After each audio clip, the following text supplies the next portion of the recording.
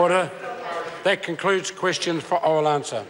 I've received a letter from David Shearer seeking to debate under Standing Order 389 the release of a document showing the Government Communications Security Bureau undertook targeted monitoring of international diplomats to support the application of Honourable Tim Gracer for the position of Director-General of the World Trade Organisation.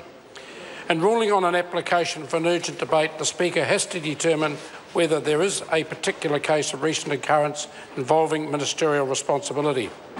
If something occurs in secret, it may become a case of recent occurrence for the purpose of standing orders when it becomes publicly known. But the release upon which this application is based does not involve ministerial responsibility. The release is by news sites from leaked documents. An urgent debate cannot be granted on the basis of newspaper allegations or speculation. There must be a distinct governmental responsibility for the particular case which it is sought to debate. On this basis, the case raised does not meet the test for me to set aside the business of the House today. The application is therefore declined. Point of order, the Honourable David. I thank you and accept that ruling.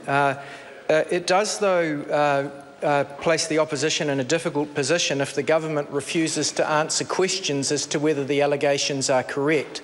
And I would ask, Mr Speaker, when these issues arise in the next few days, for the Speaker to reflect upon whether the government can effectively stonewall as to whether these allegations made are correct by claiming public interest, because as it currently stands, if they can, the opposition can't hold the government to account in Parliament, which would be the wrong outcome.